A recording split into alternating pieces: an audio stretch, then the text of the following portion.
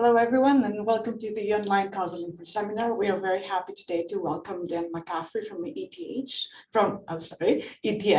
who will be talking to us about non-random samples and causal inference. In the Q&A, we'll have two of Dan's collaborators, Bethan Griffin and Donna Kaufman. So please feel free to ask questions. After Dan's talk, we will have a discussion by Shu Yang. Questions today will be handled by Jing Yuan, so I'm switching over to him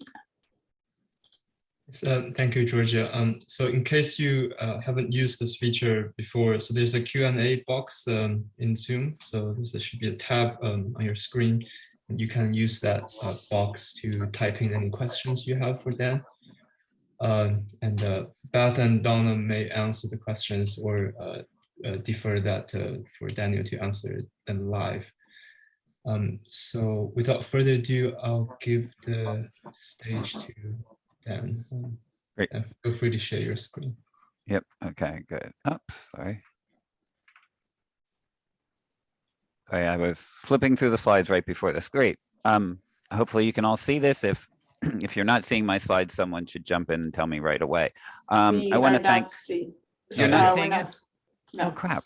It's let me see. I think I moved too quickly. They are, now you're seeing them. Yes, perfect. Yeah, great, thanks. Good. Good, thanks. Thanks for the introduction. And I do want to thank Ying Jin for all her work in organizing this as well.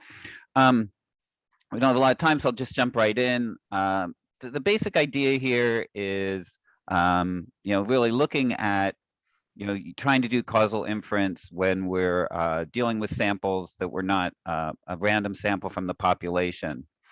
And this is work that I'm doing with a group of people from a couple different institutions, from Bethan Griffin and Michael Robbins from Rand, and from Donna Kaufman and Yanni Chakraborty from Temple University. And it kind of, they really haven't, so they've been kind of working with me on some tangential kind of issues. If there's anything about this talk you find distasteful, you can bring it to me. They don't really blame them for the ideas here, but they've been definitely good colleagues of mine on this. Going back to, I'm sure this audience is familiar with these ideas, but just so we set the stage at a common place, we're talking about causal inference. We want to know how a treatment affects outcomes. Lots of common approaches there. We're going to be sticking with this sort of potential outcomes framework to define our estimand. We're not going to run an experiment. We're going to be focusing on using observational data. We're going to be dealing with ignorability assumptions, and we're going to use those ignorability assumptions to allow us to identify the treatment effects and then estimate them.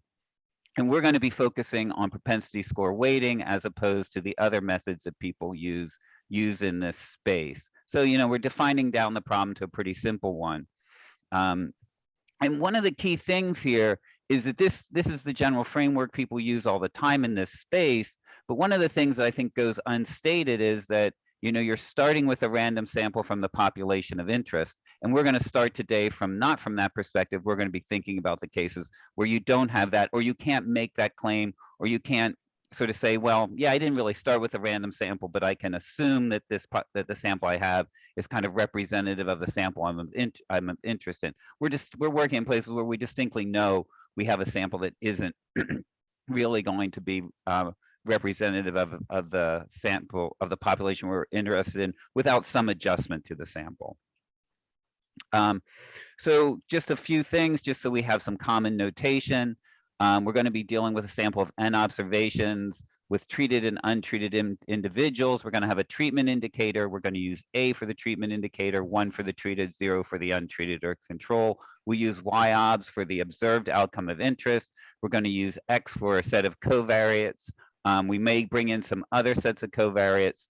The key here is treatment is not assigned experimentally, and that the people receiving treatment might be different from the people in the control. Standard things here. We're going to use the potential outcomes framework here. So we're going to have Y1 is a realized if receive treatment, Y0 is realized if they don't. So we're making all the necessary assumptions for that to be true.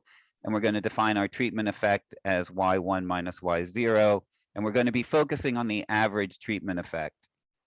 So that's the expected value of Y1 minus Y0, or the expected value of Y1 minus the expected value of Y0. And the key here is it's over the entire population, the population we are interested in. So we need to estimate those. We need to estimate those two population means from, we have samples that are not representative. And we have two sources of non-representativeness. One, we have the treatment selection, and two, we have the sample selection. So basically, you know, the classic assumptions here are that we have ignorability given our x's. We have that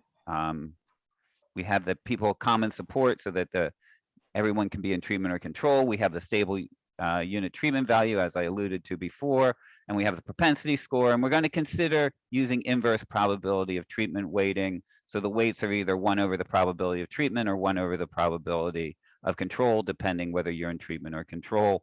And then simply we're going to consider the weighted means as our way of getting our estimate of the treatment effect, and we'll be adjusting the weights to account for the weights in both the numerator and the denominator. And that's going to be kind of useful at times because we're just going to have that times where certain constants are going to float around. We can just assume they're going to be gotten rid of through the denominator. We're going to have to estimate the propensity score from the data, and that's going to be critical here, how we think about how we're doing that estimation, and when we don't use our sampling weights and our sampling information, in whether that falls into the estimated propensity scores. You know, and given the necessary assumptions, then we can get a consistent estimate of the treatment, of the average treatment effect, the estimand we're of interest in. So like I said, none of this is unusual. None of this is a standard. It's very simple, and I just wanted to get it down so we're all on the same page. I went pretty quickly through that. I'm assuming that there's no questions, or if you've asked them already. So now's where things start to look a little different than the sort of completely vanilla version of things that we've been looking at up to this point. Implicitly, as I said before, the sample is assumed to be a random sample from the population of interest. That's not always exactly the case, but usually people can make some sort of argument for that to be true.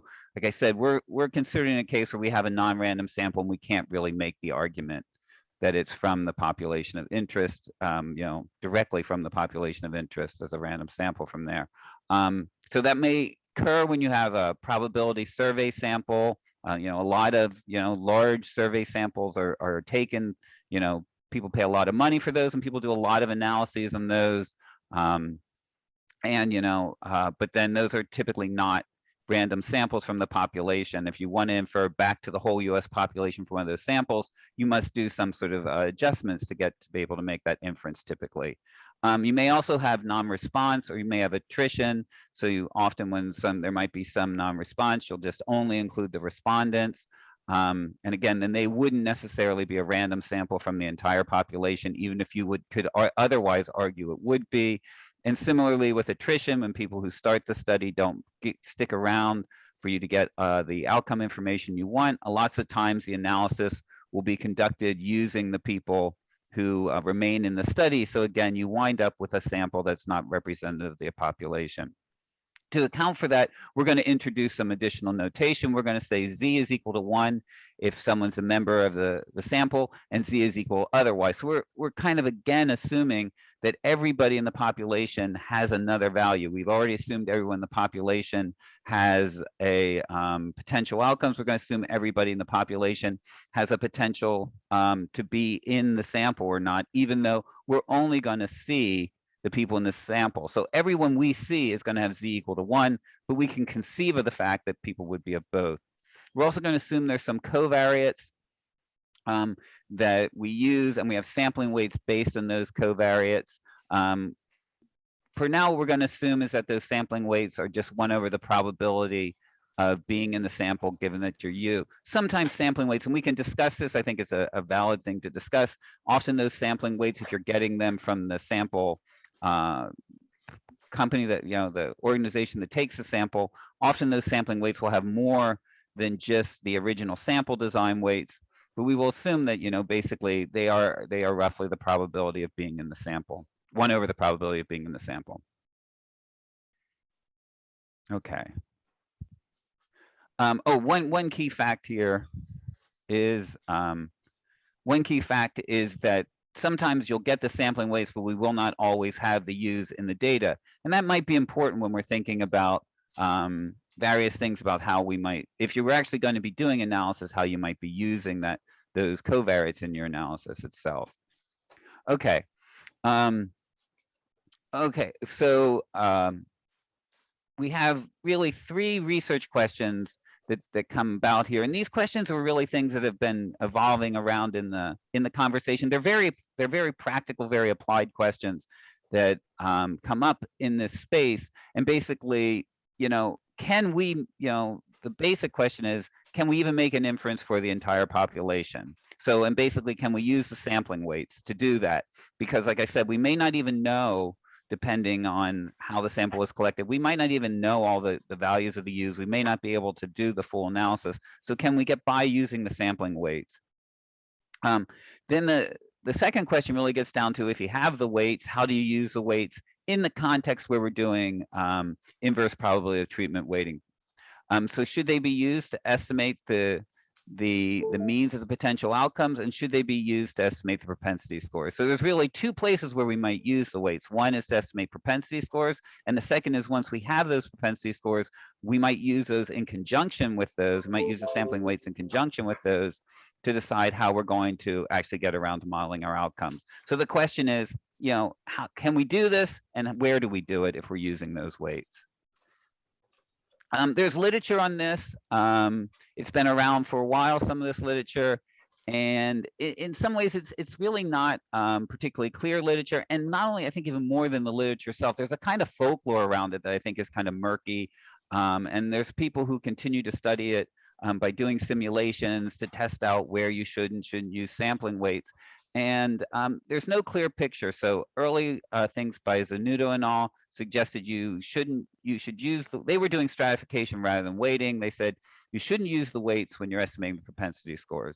Another study by DeGraaf et al. Suggested they using the propensity scores as covariates when estimating, using the propensity scores as covariates when using the weights when using as covariates when estimating propensity scores, and weighting the outcome analysis. Sorry for that typo there. So this should be using the weights as covariates. Dong et al. say the weights are needed in the outcome analysis, but not in estimating the propensity scores. Austin and Lennis et al. Find no method preferable. Ridgway et al. kind of come up with the fact saying you should use them in both situations. You should use them to estimate propensity scores. You should use them in the outcomes analysis. And they're kind of different than most of the other studies. Most of the rest of these studies focus a lot on simulations to come up with their results. Ridgway et al. Actually do some derivations to come up with their results.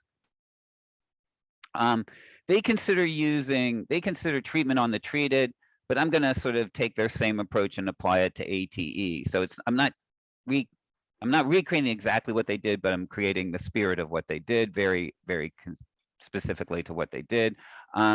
So we're going to consider only estimating the expected value of Y1 on the potential outcome under treatment.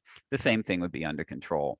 They considered only one set of covariates. So we had a U for the sampling weights and an X for the ignorability of treatment. They considered a single set of X's. The logic of what they did was they said, okay, we've got a distribution of f of x under these 2 conditions. We need to estimate the expected value over the whole population. To do that, we need f of x without the conditioning. So we need a weight that's going to convert this conditional distribution into this unconditional one. So they basically say, okay, so you're going to solve for this. They use base. You want to solve W for this, and they basically say going to use Bayes' theorem, and using that they can say, okay, so if we have a W that's equal to f of z and given 1 and a given 1, which is a constant. And then it's 1 over the probability, 1 over the distribution of sampling given x and a is equal to 1, and over f of x given x, f of a given x. So this is the standard propensity score, and this is the this is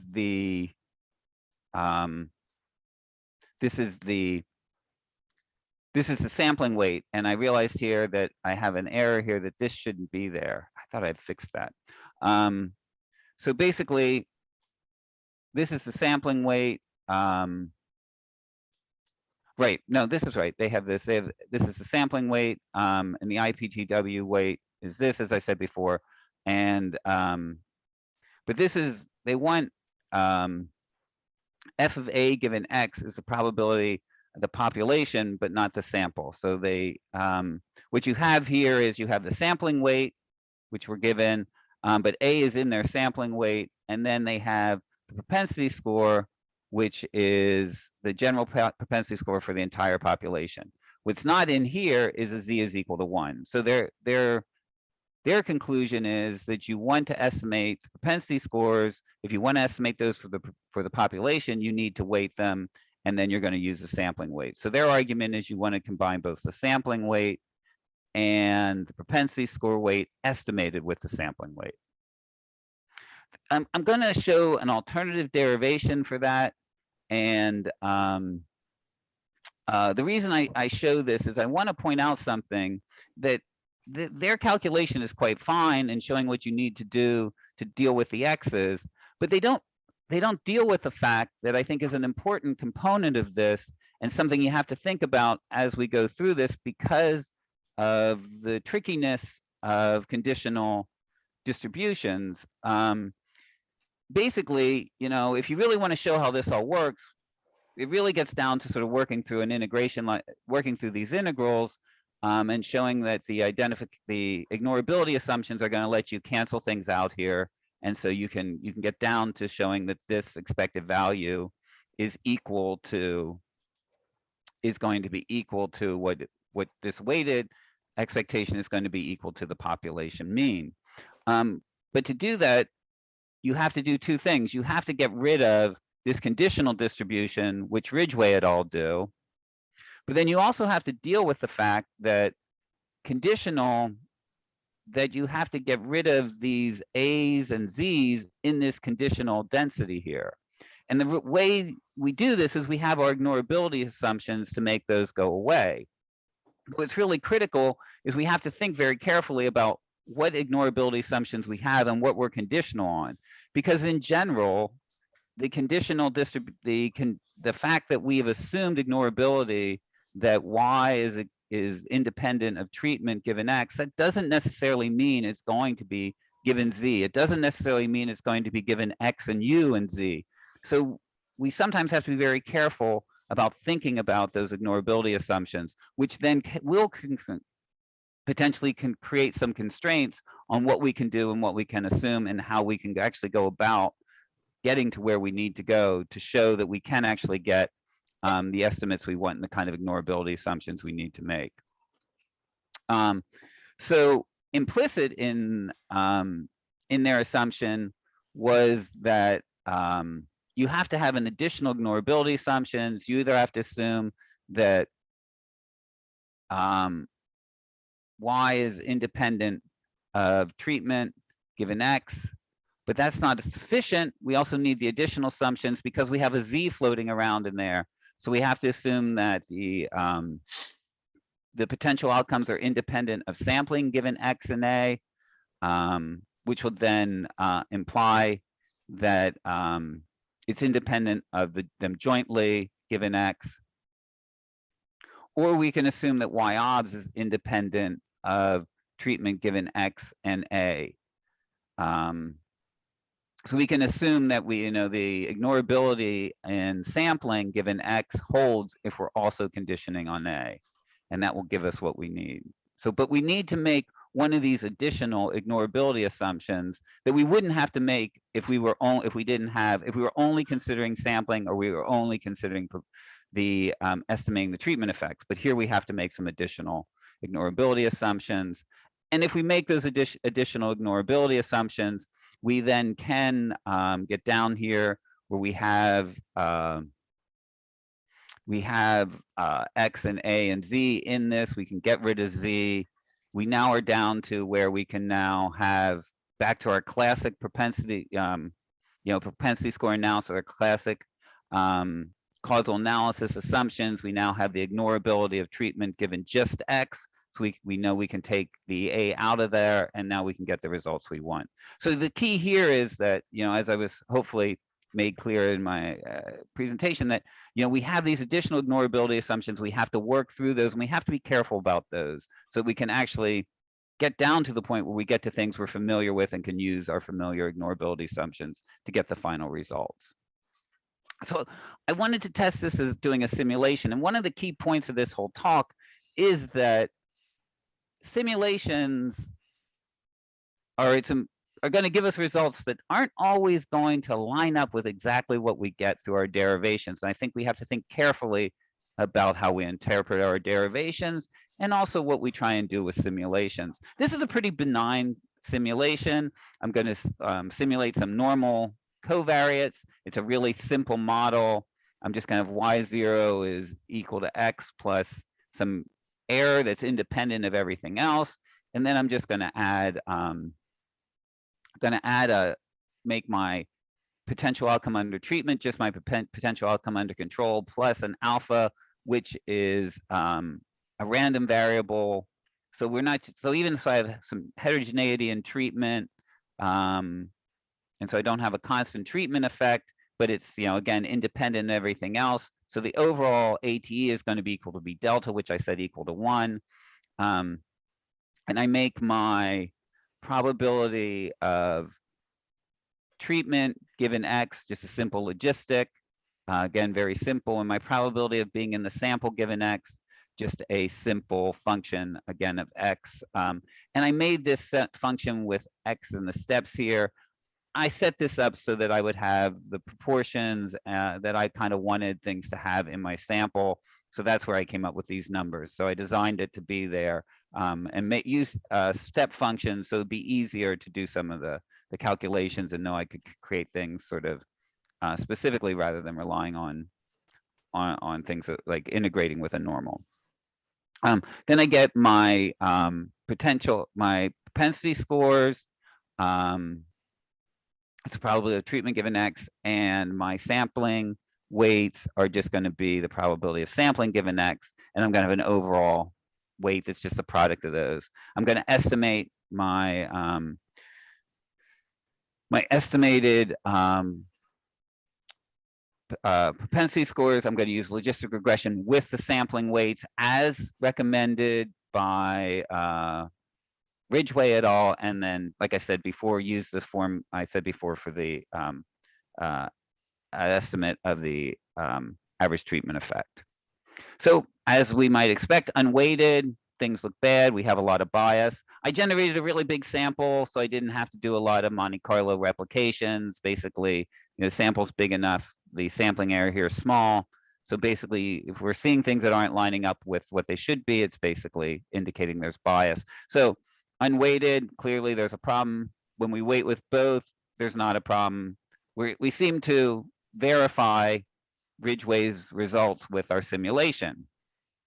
But then I decided, well, why don't I try something more?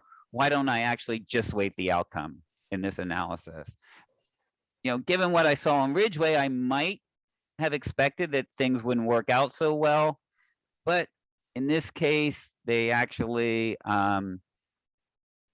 work out just fine when I do the weighting. And here my weights are. So I have my sampling weight and I have my propensity score weight estimated without the sampling weight. So basically, it's the probability of treatment given X and Z is equal to 1. And in this case, it seems to work just fine. But maybe we can go back here and we can use an alternative derivation. We can use Bayes' rule in a different way. And what I can see is, starting from the same idea I did with Ridgway, that because I have a common X, I can actually break this down in a different way. I can say, I can come up with my sampling weight, which is just the probability of being in the sample given X, which is what we had, and my propensity score weight, but now that's conditional on being in the sample. So that actually, that W would solve the same thing. So the reality is the derivations in Ridgway don't necessarily imply you have to use the sampling weights. They actually suggest that you can use the sampling weights, and there's reasons to do it, but if you have a common X, the reality is they're not necessary, and you could still get things to work. I'm going to stop there and see if there are any questions that people want to bring up to my attention at this time, and then we'll go to the case where we don't have the simplicity of having X and U be the same, and see if the case where I do or don't need to use the sampling weights estimating propensity score is simply because of the fact they had a common X. Yes, there are actually two questions at this point. Great. First one from an anonymous attendee. Please unpack, quote, non-random samples. What about independence between the study units and the non-constant variance? What is being assumed? So I'm not sure I understand that's one question or two questions? So one question sort of about what do you mean by non-random samples? How about like independence between study units and non-constant variance? So basically what I mean by a non-random sample in this case, what I mean by a non-random sample is basically this probability is not constant. So that the probability that someone's in the sample isn't constant. So if I was to look at the distributions of observed and unobserved variables that I can't identify, it's likely that those distributions for the sample wouldn't be the same as those distributions for the entire population that they were drawn from. So in this case in particular, that, you know, as I said, that the sampling here is the sampling probabilities aren't constant. I'm not exactly sure what the question about the variance means in this context. So maybe let's go on to the next question. Maybe we can deal with that. Sure. Next question, just for the sake of time, I'm just gonna say it. Is there any reason to assume, I think it's referring to the simulations, the mean value of treatment equals to 1, that is your delta is equal to 1? No, that was, oh, sorry, go ahead, sorry. Yes, it's an alpha is normal with delta as mean. Yeah. By setting alpha equal to normal with that as the mean, then that means that the mean of the Y1 over the whole population is going to be delta. So that means the AT is going to be delta. So it's just a simple way to set that up. So I get that. And I picked 1 as just a value that was, you know, easy to pick out of a hat, basically. No meaning, no insignificance to that. It was just a value other than 0. So it was clearly that you know, there was a treatment effect. Yeah. Okay. There are no other questions at this point.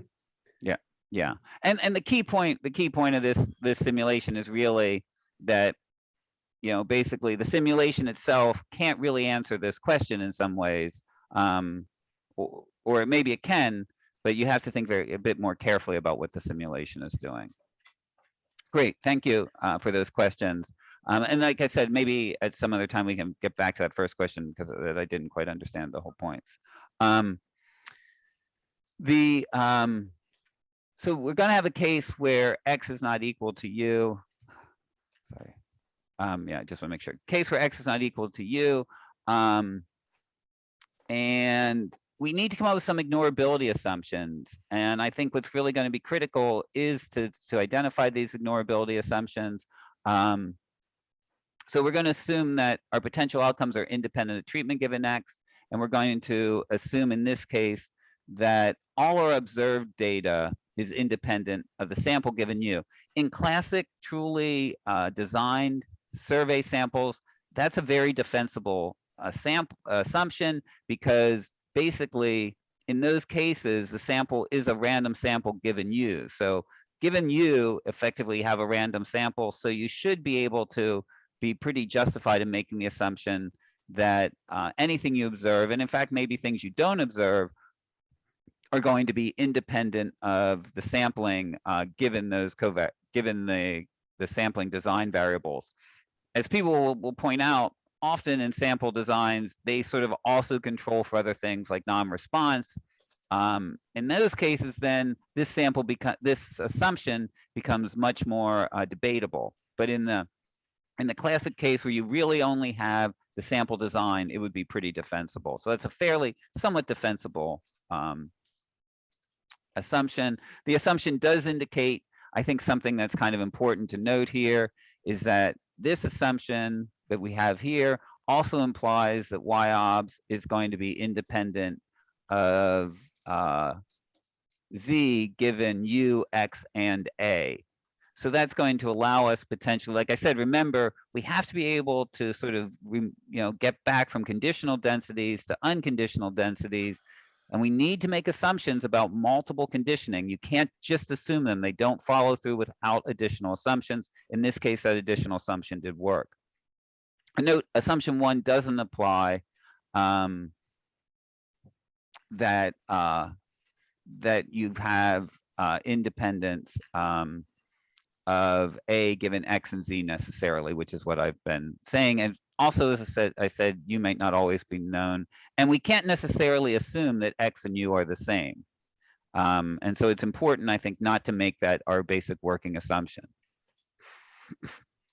So basically, we want to show now that if we use weights where we use the same sampling weights and propensity score weights, what we need to get there, if we go through this exercise,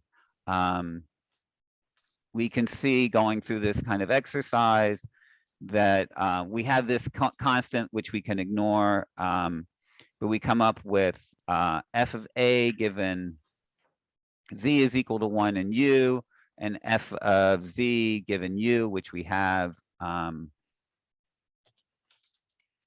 and then this is a bunch of things to work out and point out what this is, but we can basically get down to the point of showing that what you're going to want to have to get this to work is you're going to want to have propensity scores where you have f of a given x. So again, it's a sample version of that, and you can have, so there is no z in here, so that would suggest you would want to weight in this case.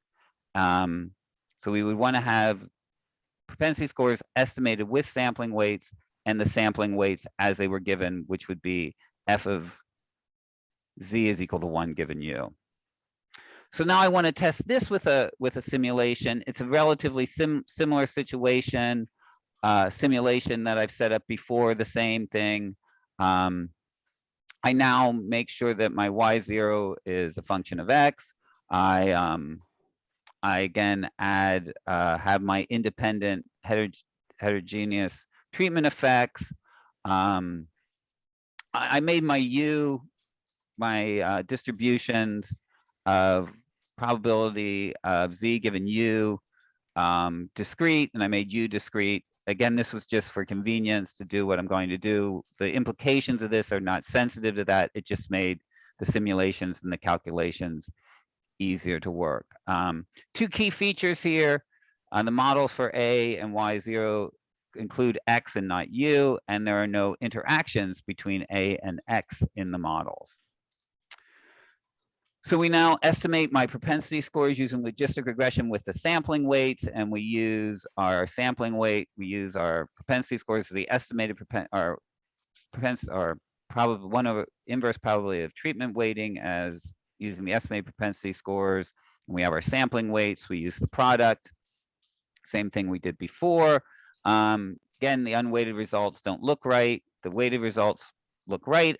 So everything's right. They're consistent with what we said.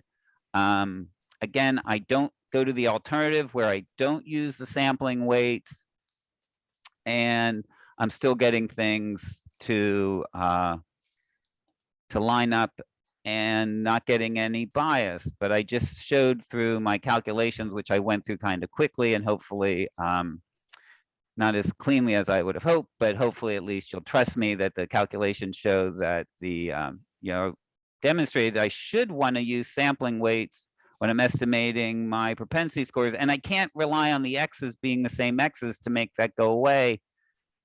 So what's going on here? Like, how come this is working? One of the things here is I think we need to be careful. There are other ignorability assumptions too. So I stated 2 ignorability assumptions, but if I make different ignorability assumptions, these alternatives here, that if I say that my potential outcomes, my sampling, and my U are all independent of treatment given X, and I assume that my potential outcomes are independent of Z given U, like, and as I said before, it's a reasonable assumption potentially. Then I can show now using these assumptions, I can get consistent estimation using the probability of treatment given X and Z is equal to 1. So in this case, I'm getting the probability of treatment given X conditional on being in the sample. So if I make these alternative ignorability assumptions, then I don't need to use the sampling weights when estimating the propensity scores. And it so turns out that the way I estimated this in this very benign, pretty standard setup for how we might set up a simulation to sort of test and demonstrate this, that I actually baked into there not the less restrictive or the one set of ignorability assumptions I thought I was working with, which I did have those too, but I actually baked into it another set of ignorability assumptions. And under that different set of ignorability assumptions, then I actually don't need to use sampling weights when estimating the propensity scores. So the fact that there's a literature that's kind of inconclusive out there, and the fact that a lot of it relies on simulations, probably part of that is due to the fact that the simulation studies are baking into their simulation things without really carefully thinking through the identification assumptions they're using there and what they're building into the simulation. And so using the simulation may not really be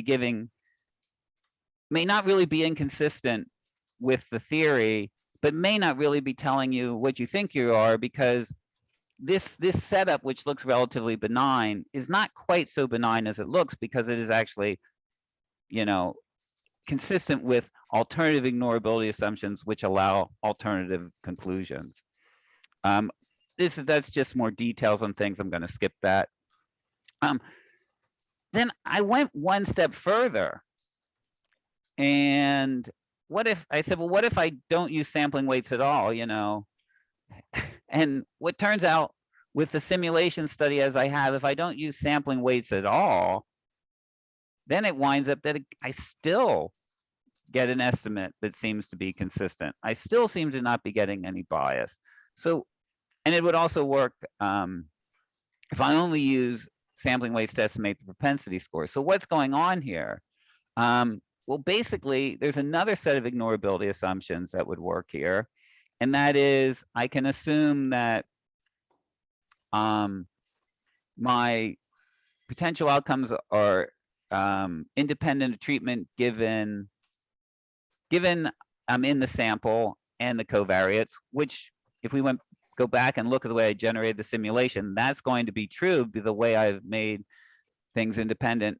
And then I also baked into it another piece, which is basically that the difference between the mean of the potential outcomes conditional on being in the sample and not being in the sample is the same across all the treatment groups. And this basically is going to happen because I didn't include an interaction in my simulation. By not including an interaction in my simulation, I have built into my simulation something that meets another set of, maybe in this case we would agree, somewhat more restrictive ignorability assumptions on what I've done. But because of that, now I can even go and I can simulate the data and come up with something that's even more there. So roughly speaking, that's what happened. So you can see that that's what has, you know, as I said, the interaction is really here, and because there is no interaction, you get this case where it winds up being exactly that ignorability assumptions holding. I'm going to skip over that. Oh, so I then actually modified the simulation, in this case, making some additional changes, adding something so that probability of treatment depends on X and U, and my Y, my potential outcomes now have an interaction, so that now some of those simple assumptions don't work. In this case, when I don't use sampling weights, I actually do get a small bias. And I did check, this really is a bias. That's not just a sampling error kinds of thing. So the reality is you can have cases where they aren't there. Attrition and non-response, basically it's the same thing as what you have with the sampling weights. The only difference there is the ignorability assumptions are more tricky to actually claim they hold. So I just want to get to the summary. Use of sampling weights for both estimation propensity scores and outcomes ensures consistent underestimation of the ATE for samples that meet what I felt were relatively benign and seems that somewhat standard ignorability assumptions, in particular in a case where you have a probability sample that was truly as designed. But those are some, but they're not these. This condition of using sampling weights in both isn't required for every possibility sample, even for every sample that meets this.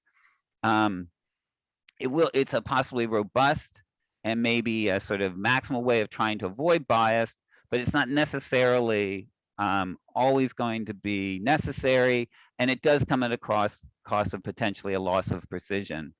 Two more things that I think are really critical here is I think sometimes the way we interpret these results can be misleading, that we sort of showed that these using the sampling weights can work. And I think the folklore and the language is, oh, you have to do it. But the reality is that's not necessarily right. The other thing that I think can be misleading is that people often create simulation studies to test things. And if you haven't really gone through the theory and worked through them and really thought carefully about what you've done with the simulation, they can also often lead to confusing results that may actually appear to be contradicting what you thought you had done, but they haven't been because you haven't really understood the sort of conditions you've baked into the simulation. I'm going to stop there and see if there's any questions or turn it over to the discussant. Yes, thank you, Daniel. We do get one question where Beth Ann would like you to answer it live. So what are the properties of this approach, like efficiency, consistency, and asymptotic normality? I think you know, under the necessary assumptions, I think it would have sort of all the sort of general properties you are going to have. I think the key is making the ignorability assumptions and you know, so that you can show the kinds of you know, algebra I was showing to sort of show that you have the expectation under the integrations are going to work. And if those hold, then I think you know, following basic other assumptions holding, I think you're going to have the same kind of general standard results. The thing is, one thing we do know, typically, it's not guaranteed this is true, but it's I think in practice, it's almost guaranteed. You know, if you start using sampling weights and multiplying two sets of weights together, I think you're going to wind up getting more variable weights, and that more variable weights is going to take away some of your precision, going to take away some of your power. So, you know, that's not, we're never going to show that's necessarily got to be true. We could always come up with a case where that wouldn't be true, but it's almost always true in practice. So using more weights, as I said in the summary, is going to come with a bit of a cost in that it may buy you insurance to sort of against bias, but you may be doing it at a cost of inflating your standard errors. Oh, since you mentioned standard error, if I may stretch a little bit, so there's another question about standard errors. Do you have like a proposal to get standard errors? You know, I think you're basically, you know, you're using sampling weights around what you're doing. I think if you're following, you know, if you were doing logistic regression in what you were doing, you can follow sort of any standard routine you would be doing those. So like sort of sandwich type standard errors would work, you know, the same way they would work in any other case. You would just have to make sure that, you know, you kind of are building in those sampling weights throughout the whole standard error estimation process as well. You know, again, I'm sure there can be cases when we could worry about the specific details of that, but at a sort of hand wavy high level, I think that would be an approach that could be taken. I think that's. Thank you, Dan, for your presentation and for answering all of the questions. For the sake of time, though, let's switch to discussion now. Shu, you're welcome. Yeah, let me.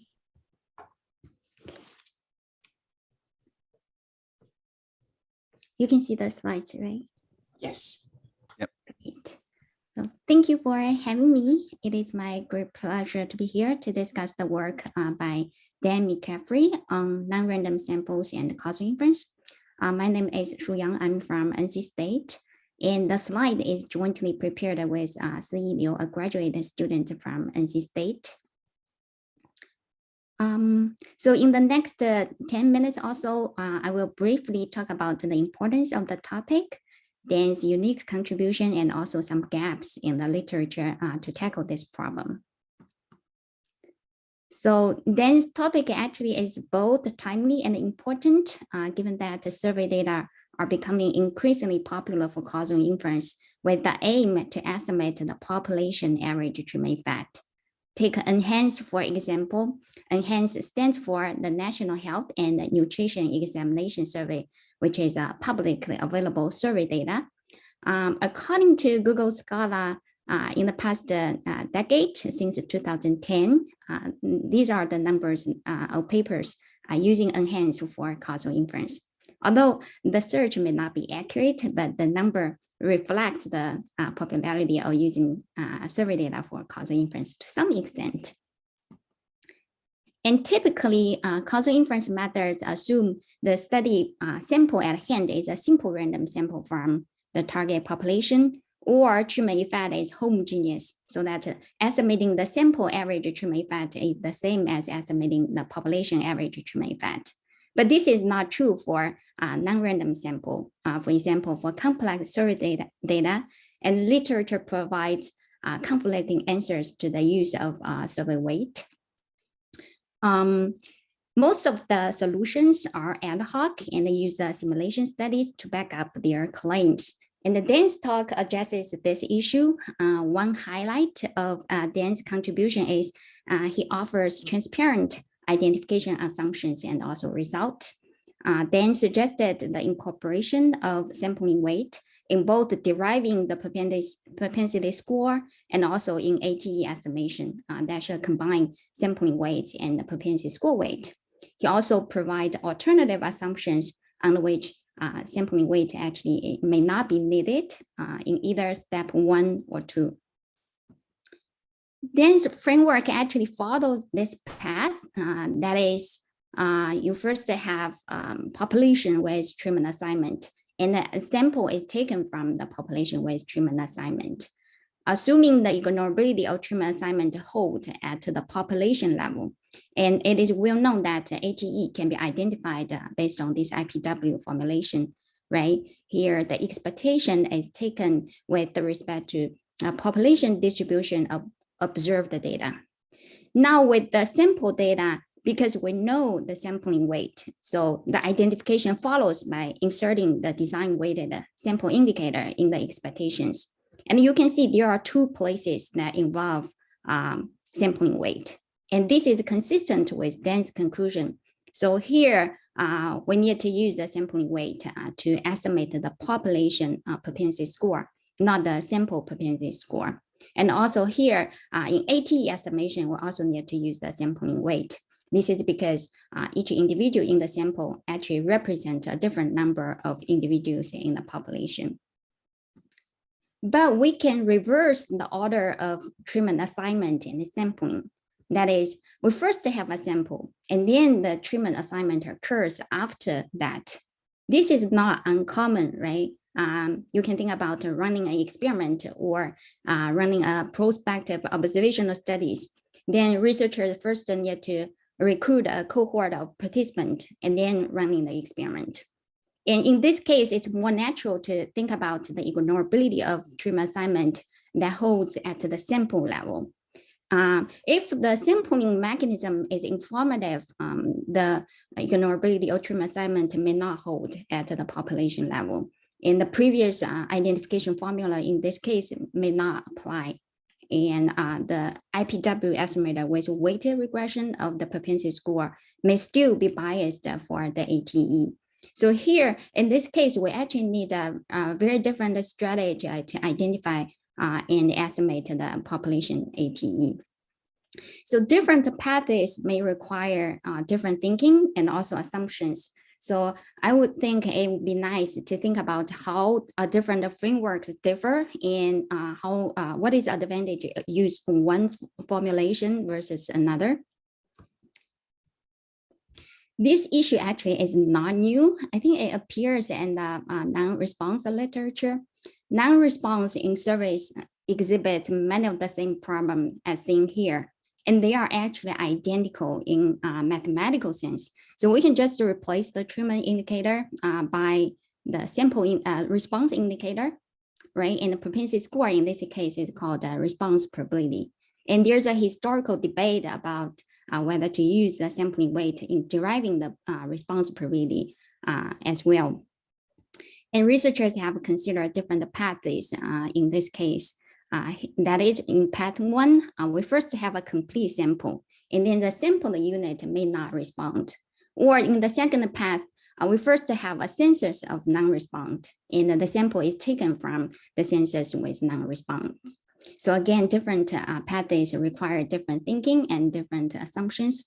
So it would be nice to talk about how people should go about using different pathways. Oh, sorry.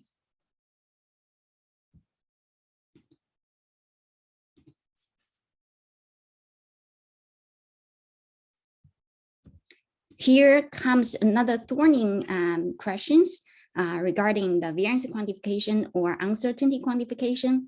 This is because in survey literature, people always conduct design-based inference. That is, randomness under consideration actually is respect to repeated sampling of, from the fixed finite population. And here, the propensity score use a model-based approach, right? It assumes a superpopulation model that generates the finite population and the treatment assignment. So together, it leads to a mixed inferential framework. So variance quantification is important, and under such a framework, it requires a very careful decomposition for different variance components that coming from different sources. So I'm curious about your thoughts on the two sample treatment assignment pathways and also the mixed inferential framework. Another point is about the estimation. It is well known that IPW estimator is both inefficient and also unstable, especially some of the propensity score are close to 0 and 1, right?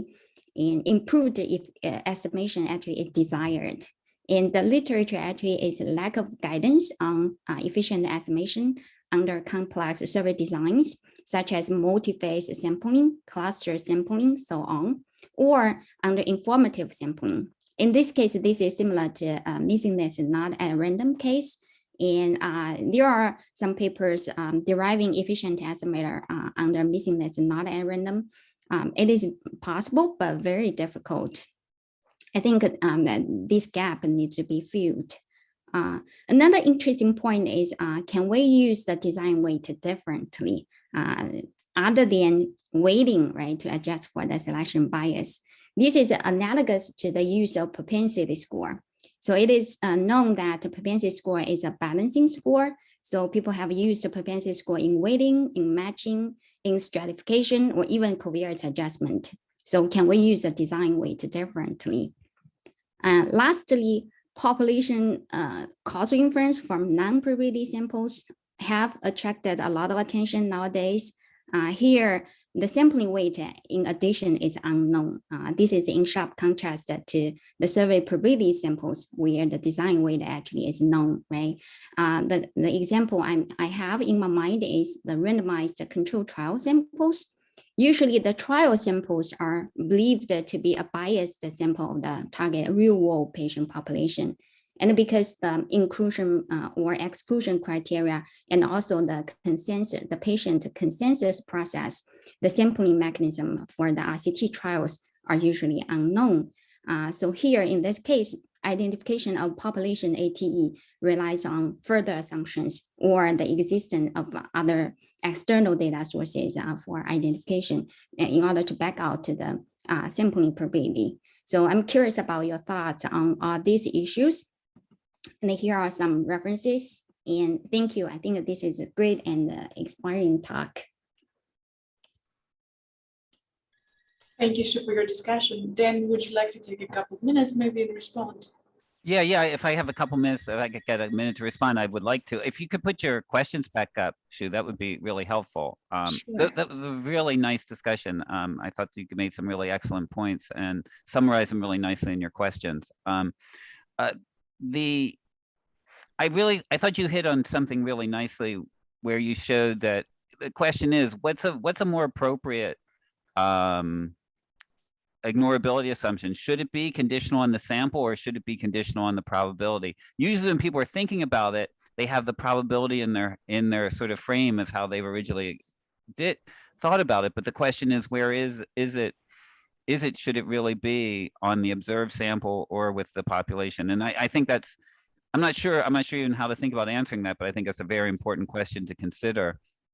I think I really liked your the two paths for the sampling. I think it'd be very interesting to take that and align that with different ignorability assumptions. Like, how could you construct that as what are you assuming about ignorability assumptions? Because I think those two implicit in those two paths are different ways you're going to be making where you're going to be conditioning on different where you're going to condition on being in the sample, where you're going to condition on getting treatment in those two different ways where you will or won't put those in. And so whether or not you took back to your original point I brought up that you made, whether or not you assume ignorability on the population, ignorability on the sample, kind of, I think, fits into one of those two paths, but not the other one. And I think it'd be really interesting to sort of take those two paths, work through the ignorability assumptions, and then go through what are the implications for weighting in those two cases.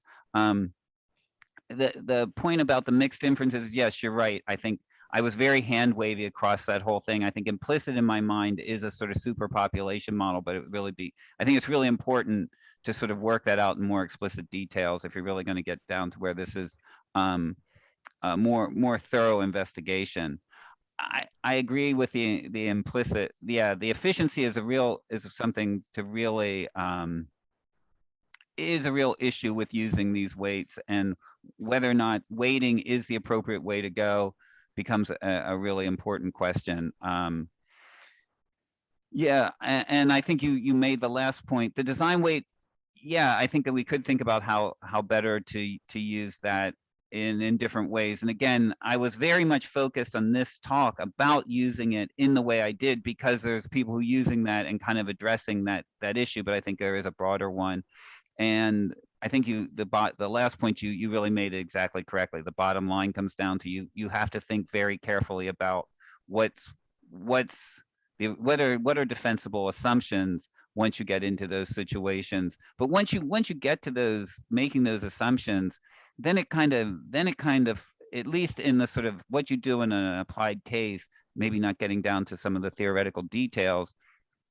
It's just another example of something that looks almost identical to what we were seeing here.